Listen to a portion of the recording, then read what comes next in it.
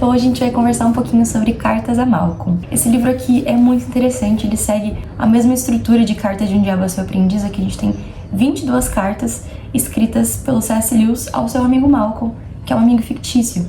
Inclusive ele cria para Malcolm uma família, uma esposa, um filho. Assim como em Cartas de um Diabo, nós temos aqui acesso somente às cartas do C.S. Lewis. Mas é possível depender um pouquinho quais foram as respostas de Malcolm, porque C.S. Lewis fala, você falou isso, eu não concordo, isso aqui eu concordo, na sua última carta você disse isso, então assim, é uma doidice, né, ou uma genialidade, acho que é uma linha tênue entre ser doido e ser genial. Então é muito interessante esse elemento fictício, afinal, C.S. Lewis era um escritor e um amante da literatura, então ele colocar ficção para falar sobre o cristianismo e sobre a caminhada cristã é algo muito interessante. Então esse livro vai seguir esse formato de ficção epistolar também, e eu gostei bastante. Nesse livro aqui a gente vai ter diversos assuntos. C.S. Lewis fala desde a oração até o purgatório, os prazeres, enfim, são diversos assuntos aqui, mas o principal é a oração. Então se você quer saber qual que é o livro de C.S. Lewis sobre oração, é Cartas a Malcolm. Mas, como eu já gravei aqui no canal uma resenha do livro Como Orar, que é um compilado de diversos escritos de C.S. Lewis sobre oração, muito de Cartas a Malcolm tá aqui. Então quase tudo que eu poderia ter falado sobre oração que está em Cartas a Malcolm, eu falei sobre esse livro aqui. Então se você quiser saber mais sobre a oração especificamente, assista esse vídeo. E depois, assim, esses dois livros são perfeitos para esse assunto, mas Cartas a Malcolm é mais completo, né? Então existem algumas coisas que C.S. Lewis fala sobre oração aqui que não tá em Como Orar. Por exemplo, quando ele destrincha a oração do Pai Nosso, cada partezinha dela é maravilhoso. E algumas outras coisas, né, que não estão de forma completa em Como Orar. Então, se você quiser saber sobre oração, esse é o livro perfeito do C.S. Lewis para isso. Mas aqui eu não vou me delongar muito nesse assunto, porque eu já falei na outra resenha de Como Orar, então ia ficar muito repetitivo. Então eu decidi falar sobre os outros temas que estão presentes aqui, algumas coisas, algumas reflexões extremamente interessantes que C.S. Lewis faz aqui, eu acho que vão render uma boa conversa. Então, sobre oração, eu vou deixar só o Como Orar mesmo, se você quiser saber um pouquinho mais sobre o que C.S. Lewis fala sobre oração, inclusive em Cartas a Malcolm, tá no vídeo sobre esse livro aqui. E hoje a gente vai falar especificamente sobre alguns outros aspectos de Cartas a Malcolm, alguns outros temas que também são muito interessantes. Eu vou ler um trecho aqui da carta 14, mas a gente vai conversar mais especificamente sobre o tema da carta 17, que foi uma das cartas que eu mais gostei. Mas aqui na página 111 ele diz o seguinte: podemos ignorar a presença de Deus, mas não podemos fugir dela. O mundo está repleto com ele. Ele anda por toda parte incógnito, e o incógnito nem sempre é difícil de penetrar. O verdadeiro trabalho é lembrar, prestar atenção, de fato despertar, mais ainda manter-se desperto. Então aqui ele está falando um pouquinho sobre como nós enxergamos Deus no nosso mundo, no nosso dia a dia e nosso cotidiano. E eu gostaria de falar um pouquinho mais sobre esse assunto, que é um assunto que ele vai abordar aqui. Quando ele fala sobre oração, por exemplo, ele fala que é melhor a gente orar dentro do trem do que antes de dormir, quando a gente já tá morrendo de sono. A gente não vai falar nada com nada, não vai nem lembrar que tá orando e vai dormir inevitavelmente no meio da nossa oração. Então ele fala um pouquinho sobre conseguir enxergar e adorar a Deus nesses pequenos momentos do dia. Então, em relação a isso, ele vai dizer que a nossa dificuldade não é nem só enxergar Deus, mas é manter-se desperto. E para isso ele vai falar um pouquinho sobre os prazeres, né? Como que a gente consegue enxergar Deus no nosso mundo, em nossa vida cotidiana e em nossos prazeres também. Como que nós não devemos enxergar Deus somente como alguém que está distante e longe dessa nossa vida e talvez até dos momentos mais felizes e prazerosos que nós possamos ter. E C.S. Lewis vai abordar esse tema de uma forma muito interessante, como que Deus está presente nos nossos prazeres porque Deus é o criador deles. Então ele vai abordar inclusive o pecado como uma deturpação desses prazeres. Ele vai dizer o seguinte: é o roubo da maçã que é ruim, não a doçura dela. A doçura ainda é um raio vindo da glória. Isso não mitiga o roubo, o faz pior. Há um sacrilégio no roubo. Nós abusamos de uma coisa sagrada. Tentei, desde aquele momento, fazer de cada prazer um canal de adoração. Receber algo e reconhecer sua fonte divina são uma única experiência. Esse fruto celeste é instantaneamente perfumado pelo pomar onde cresceu. Esse ar doce sussurra o país de onde sopra. É uma mensagem. Então isso aqui que C.S. Lewis fala sobre o prazer é algo muito bonito, sobre como todos os nossos prazeres e as nossas felicidades, na verdade, ecoam um prazer e uma felicidade maior, que é de onde esses pequenos prazeres vieram.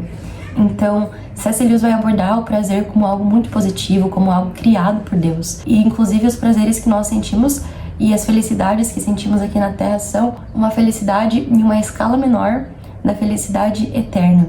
E para isso a gente precisa conseguir enxergar, então, Deus nesses nossos pequenos prazeres e felicidades. Eu me lembrei muito de um livro que eu li, sobre o qual eu já tenho uma resenha aqui no canal, que é a Liturgia do Ordinário, da Tish Warren, e o livro dela é exatamente sobre isso.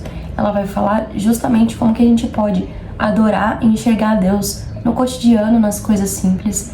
Esse é um livro bastante interessante, assista esse vídeo se você não conhece. É que C.S. Lewis vai falar isso de uma forma muito bonita. Se eu pudesse ser sempre o que pretendo ser, nenhum prazer seria ordinário ou comum demais para ser assim recebida. Do primeiro gosto do ar, quando olho pela janela, até os chinelos macios na hora de dormir. Nem sempre eu alcanço isso. O obstáculo, ele vai dizer para isso, é a desatenção, né? A gente não olha mais para a vida, a gente não enxerga mais as coisas, a gente não abre a janela e fica olhando para o céu e presta atenção nas nuvens. À noite a gente não olha as estrelas, a gente não contempla mesmo. Então essa falta de atenção. E uma outra ele vai dizer que é o tipo errado de atenção, então a gente não dá a atenção devida àquilo que a gente deveria dar, a gente dá essa atenção para outras coisas. Então ele vai dizer como que a gente pode se concentrar no prazer simplesmente como um acontecimento próprio do nosso sistema nervoso, algo completamente subjetivo, e ignorar o aroma de divindade. A gente pode ignorar a presença de Deus nos prazeres e na felicidade, sendo que Ele é exatamente o criador delas. E é muito interessante porque C.S. Lewis se utiliza dos prazeres para explicar a presença de Deus, porque quando ele fala sobre oração, ele fala sobre Deus como um borrão brilhante, né? Porque a gente não enxerga Deus quando oramos, então ele traz essa problemática, né? Às vezes Deus parece distante e a gente enxergar Deus como um borrão brilhante. Como não é algo que a gente consiga enxergar, parece algo distante. Então ele diz que contra isso há enxergar Deus nos pequenos prazeres, porque aí esse borrão vai ficando cada vez menos borrado e mais brilhante. Quase todos os dias nos fornecem, por assim dizer, referências quanto ao borrão brilhante. É assim que a gente consegue enxergar Deus de verdade, é enxergá-lo em tudo. Então, esse é um assunto que eu acho muito interessante. Eu gosto muito de ler, de estudar sobre isso e de pensar sobre isso, né? Porque a gente geralmente costuma dividir a nossa vida. Essa é a parte espiritual, aqui eu busco Deus, aqui eu me encontro com Deus, e aqui eu só contemplo a natureza, ou aqui eu faço qualquer outra coisa, aqui eu só tô preparando um café da manhã, e na verdade Deus está em todos os momentos. Então, quanto mais a gente conseguir enxergar Deus, primeiro como criador dos prazeres e segundo como presente nesses prazeres, a gente vai conseguir enxergar Deus de uma forma muito mais clara, porque Ele não tá só no seu quarto às 11 horas da noite quando você se ajoelha para orar. Ele tá também no seu dia a dia, quando você acorda, quando você prepara o seu café da manhã, quando você leva seu filho para a escola, quando você vai para a faculdade. Deus está presente em todos os momentos, principalmente nos momentos de prazer, nos momentos mais felizes, né? E é óbvio que aqui a gente não tá falando nos prazeres de forma deturpada, porque a gente deturpa os prazeres, mas eles foram essencialmente criados por Deus. Então, o problema não está no fruto, na doçura do fruto, mas no roubo dele. Então, é exatamente esse abuso do sagrado que constitui o pecado, não o prazer em si, muito pelo contrário. Então, é muito interessante a forma que ele consegue demonstrar isso, como que o prazer, as pequenas coisas, são extremamente importantes para a gente conseguir enxergar até mesmo quem Deus é. Nós, ou pelo menos eu, não poderíamos adorar a Deus nas ocasiões mais elevadas se não tivermos aprendido o hábito de fazê-lo nas mais comezinhas. Qualquer rasgo da luz do sol em uma floresta mostrará algo sobre o sol que você nunca teria lido em livros sobre astronomia.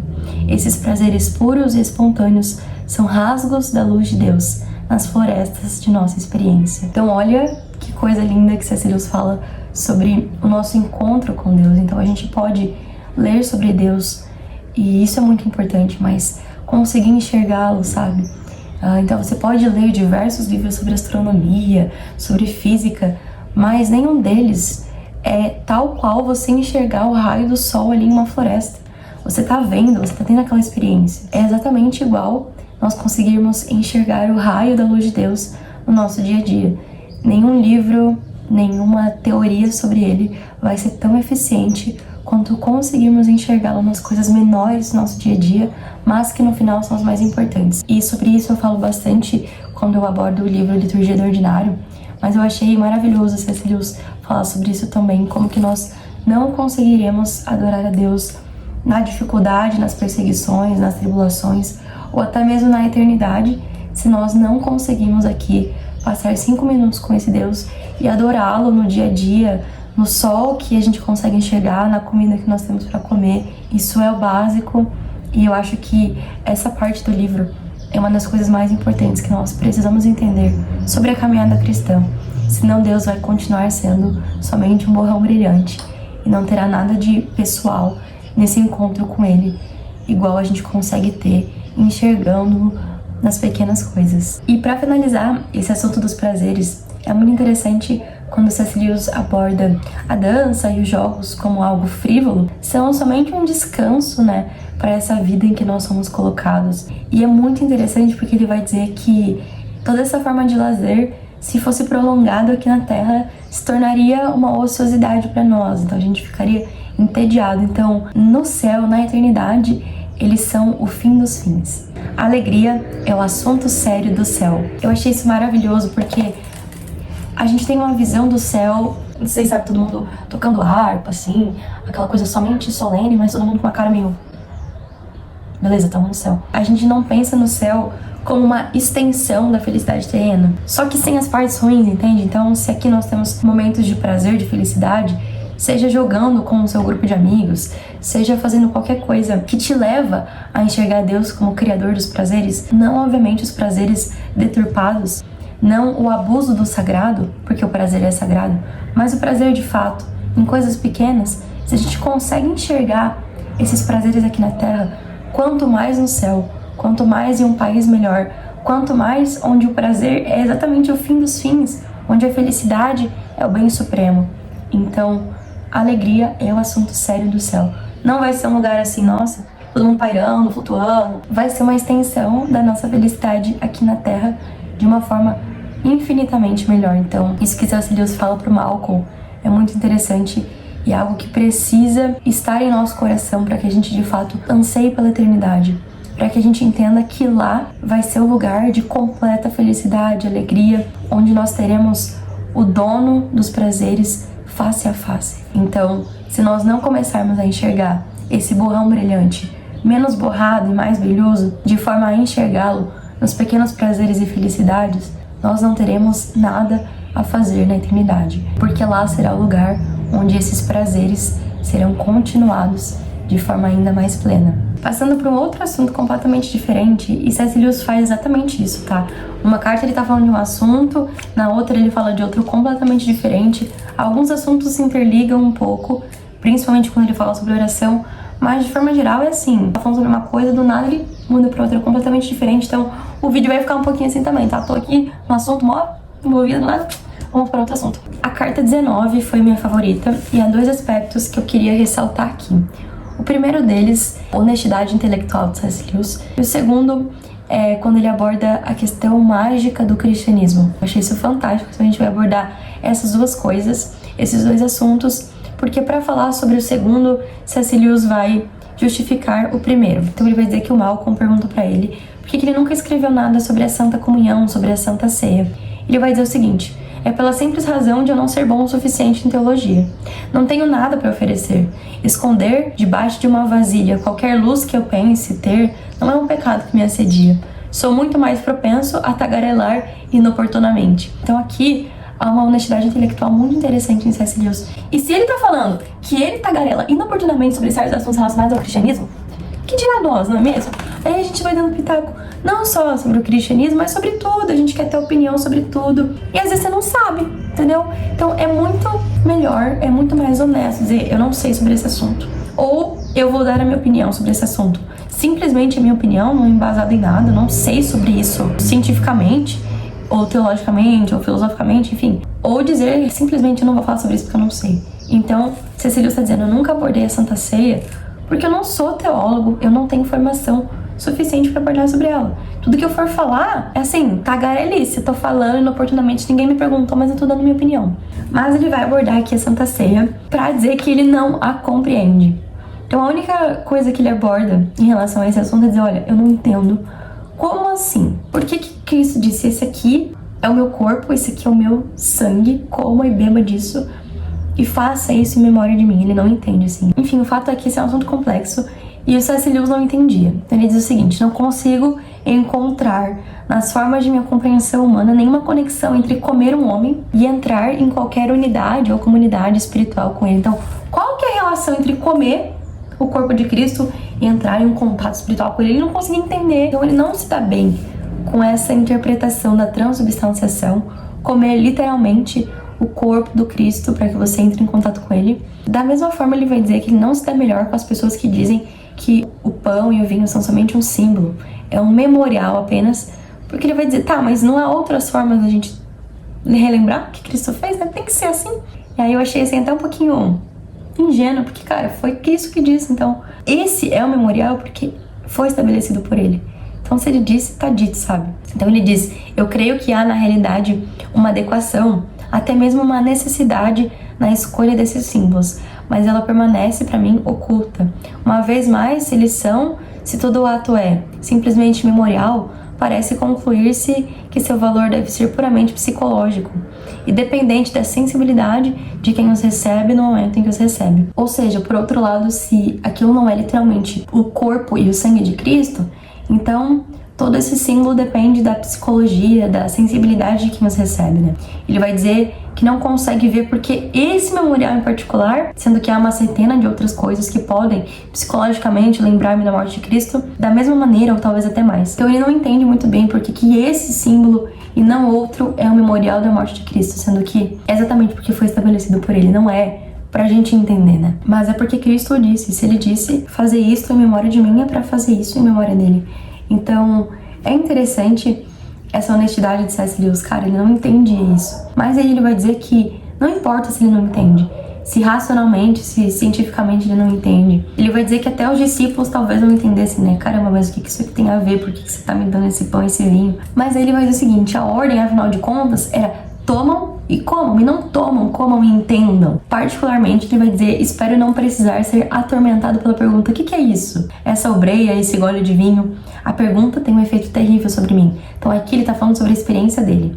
Ela me convida a tirar isso de seu contexto sagrado e considerá-lo como um objeto entre objetos. É como tirar uma brasa vermelha do fogo para examiná-la. Ela se torna um carvão morto. Para mim, quero dizer. Tudo isso é autobiografia, não teologia. Então ele sempre relembra que é isso para ele, não que isso seja teologicamente o correto. Mas ele vai dizer, olha, eu não entendo tudo que há na Santa Ceia. Como assim? Esse é o corpo, esse é o sangue? Ou isso representa o corpo, isso representa o sangue? Tentar compreender tudo isso é exatamente tirar esse elemento sagrado. Porque ele vai dizer que o sagrado é ao mesmo tempo mágico.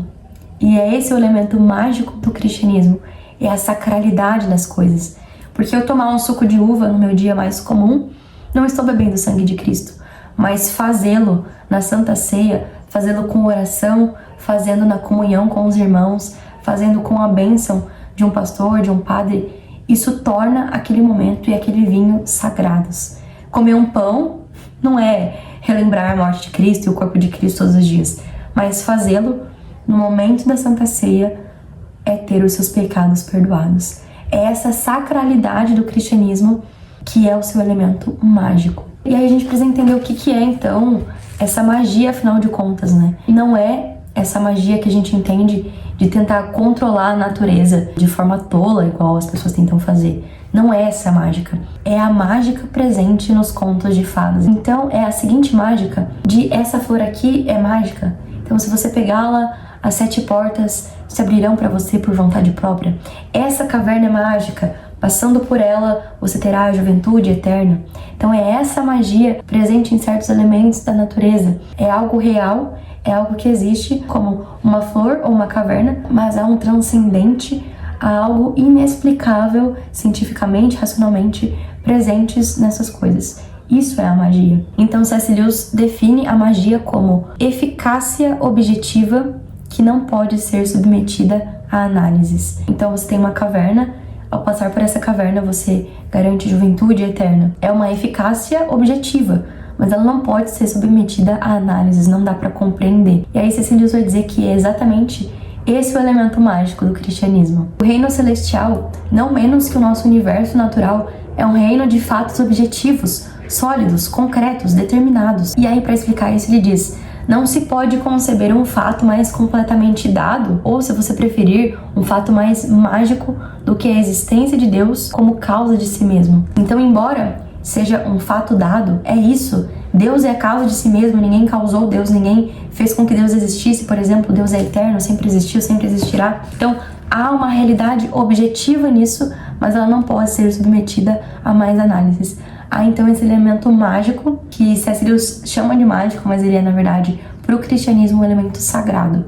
Então a sacralidade do cristianismo está nesse elemento mágico.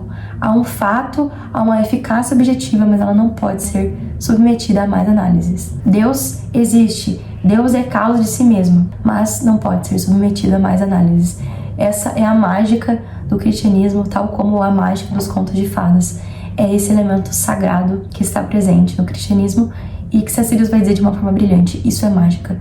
Isso não se compreende, mas se observa. Não vou estabelecer regras quanto à parcela quantitativamente considerada que o mágico deveria ter na vida religiosa de alguém. Diferenças individuais devem ser permitidas. O ponto em que insisto é que o mágico nunca pode ser reduzido a zero. Se for, o que resta é apenas moralidade, cultura ou filosofia. Ou seja, qual que é a diferença da religião, da fé, para a simples moralidade, para a cultura ou para a filosofia? É que há esse elemento mágico, há esse elemento sagrado, esse elemento inexplicável. Isso é a fé. Então não é essa mágica, sei lá, Harry Potter, né? Não é isso que ele está falando.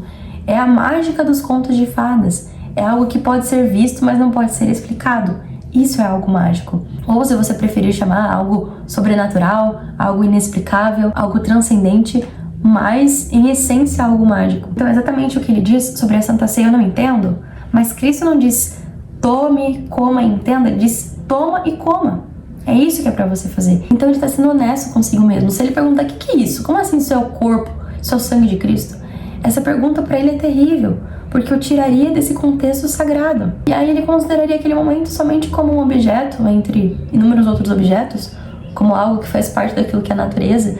Não teria mais a sacralidade, o elemento mágico. O que C.S. Lewis está tentando dizer é que se a gente tentar tirar certas coisas de seu contexto sagrado, a gente vai perder a mágica que existe na fé, na religião e no cristianismo. Então, sim, o pão que você come diariamente, ele não é sagrado. Mas o pão que você come na Santa Ceia, entendendo aquilo como o corpo de Cristo, entendendo que ao comer e ao tomar você está perdoado de seus pecados, que aquilo relembra o sacrifício de Cristo, aquilo é sim sagrado. E é essa mágica do cristianismo que C.S. Lewis está dizendo que a gente não pode deixar abandonar. Porque se a gente perder pelo menos 1 grau dessa mágica ou dessa sacralidade, não há diferença nenhuma entre o cristianismo e a moralidade, simplesmente, ou a filosofia, ou a cultura, ou qualquer outra coisa. O que torna a fé, o cristianismo, a religião diferente é justamente o elemento sagrado, ou o elemento mágico, como ele chama. Para finalizar, então, gostaria de falar sobre um último assunto que eu achei muito importante no livro de C.S. Lewis, que é quando ele aborda sobre a questão do dever. Ele tá falando, na verdade, sobre oração, porque a oração é algo enfadonho, porque às vezes a gente não sente vontade de orar, porque a gente precisa se obrigar a orar. Então ele vai falar um pouquinho sobre esses deveres, essas coisas que nós fazemos não porque nós amamos fazer ou porque sentimos um imenso prazer em fazê-las, mas porque nós devemos fazer. Então ele vai dizer que até mesmo as atividades para as quais nós fomos criados, como a oração, na Terra nós somos impedidos de fazê-las com prazer, por exemplo, porque estamos em pecado, porque vivemos em um mundo mau, somos maus, mas não fazer essas coisas é exatamente ir contra a nossa humanidade, ir contra aquilo que nós naturalmente somos, que nós naturalmente fomos criados para ser. Porque a Bíblia diz que Deus colocou em nosso coração o anseio pela eternidade.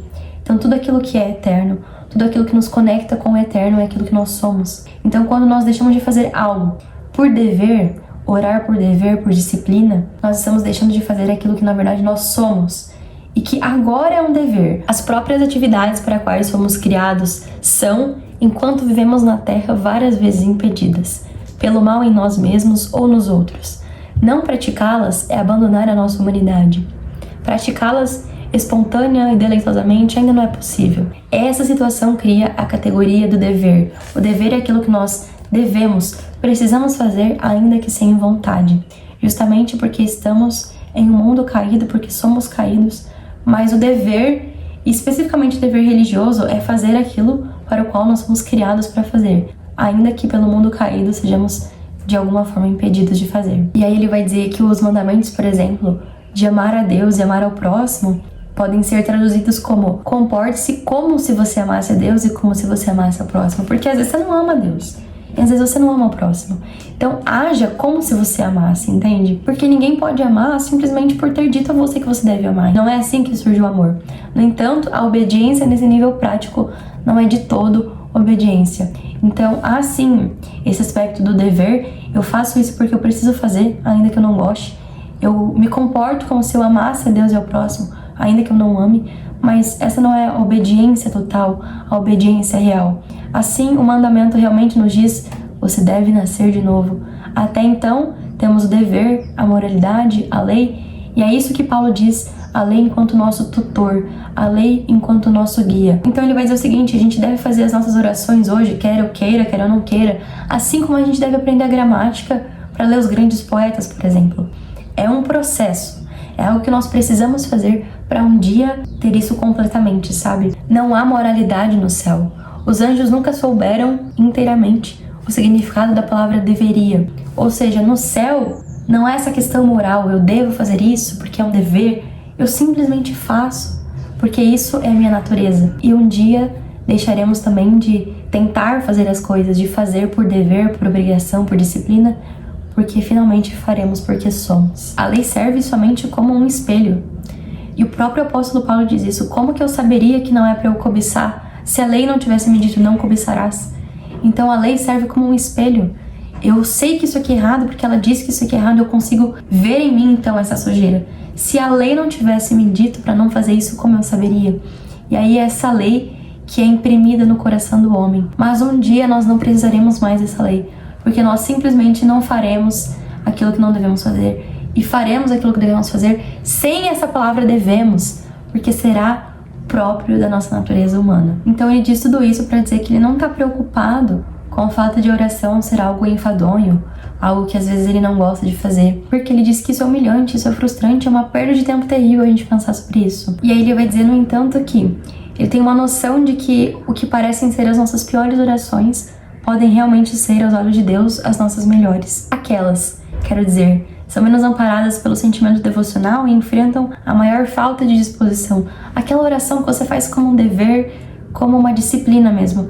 Talvez elas sejam as nossas melhores orações. Então ele vai dizer, olha, a oração pode ser algo enfadonho, pode ser algo que a gente faz por dever, por disciplina, mas a gente não deve pensar sobre isso, porque Deus não atende e não ouve as nossas orações, ou Deus não considera bons os nossos atos quando nós o fazemos simplesmente porque somos bons, porque amamos, porque sentimos em nosso coração que devemos orar e aquilo é o nosso prazer maior. Não é isso que Deus espera de nós, porque Ele sabe que há um elemento do pecado que nos tira esse prazer e essa nossa natureza como ela de fato é. Mas talvez sejam essas orações enquanto disciplina, talvez sejam esses atos enquanto dever que Deus aceita, porque a gente às vezes se esforça tanto, crendo que no nosso esforço está a nossa salvação.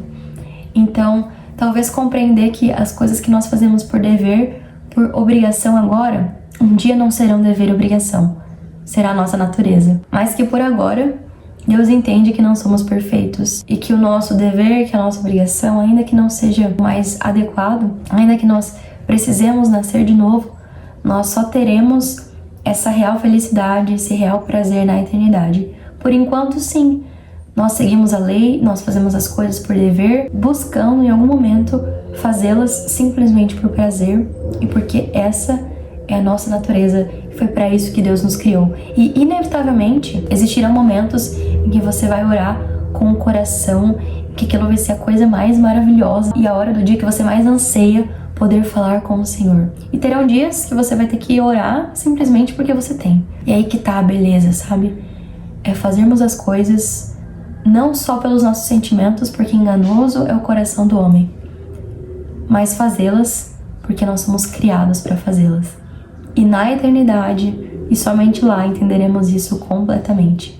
Aquilo que a nossa natureza pecaminosa nos impede de fazer com prazer é aquilo que a nossa natureza humana, eterna, nos pede para que façamos. É isso é Carta da Malcolm.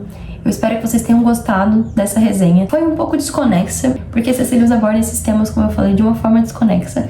Então, do nada ele tá falando de oração, daí ele fala de purgatório, aí do nada ele tá falando de purgatório, ele fala de oração de novo, daí ele tá falando de prazer, ele volta pra falar do culto. Então, é um livro bastante fragmentado, porque são cartas mesmo, e eles estão falando sobre diversos assuntos, na verdade, só ele tá falando que o Malcolm não existe, mas genialidade. Mas é isso, é um livro muito interessante. Se você quiser saber mais sobre esse assunto da oração, se você tem dúvidas sobre ele, se você gosta desse assunto e quer ouvir mais, C.S. Lewis tem esse livro especificamente sobre o assunto. Eu falei assim, uma pequena parte do livro, como sempre, nunca dá pra abordar tudo, ou a maioria. É uma minúscula parte mesmo, mas esse livro é genial, como todos os livros dele. E é claro que, como sendo um livro não exatamente teológico, mas ele fala sobre assuntos teológicos, há então algumas discordâncias, como a questão do purgatório, no qual ele acredita, mas é claro que a gente prova de tudo e retém para nós aquilo que é bom. Então eu não concordo teologicamente com tudo que C.S. Lewis pensa, diz ou acredita, mas isso não diminui a qualidade de suas obras e a gente não precisa ler somente pessoas com as quais a gente concorda com tudo, não é mesmo? Na verdade, muito pelo contrário. E, na verdade, a gente não vai encontrar ninguém, acredito eu, com o qual a gente concorde com tudo. Então isso é interessante, poder reter aquilo que é bom de C.S. Lewis, ainda que teologicamente não concordando com tudo. Afinal de contas, ele também não era teólogo. Tudo que ele diz aqui não é teologicamente embasado. E ele mesmo diz, eu não estou falando de teologia, estou falando de autobiografia, estou falando sobre mim, sobre a minha crença, sobre o que eu acredito, sobre o que eu não entendo. E essa honestidade intelectual que C.S. Lewis teve ao escrever um livro é a mesma que nós devemos ter ao lê-lo e ao ler outros escritores também. Esses assuntos que eu comentei aqui, a questão dos prazeres, a questão da magia no cristianismo e os deveres, acho que, embora poucos assuntos, são assuntos muito importantes. E fora o assunto da oração, que é o assunto principal, acho que esses foram os que mais me chamaram a atenção. Então leiam esse livro, é simplesmente sensacional, assim como tudo que esse homem escreveu. Então viva a literatura e viva C.S. Lewis!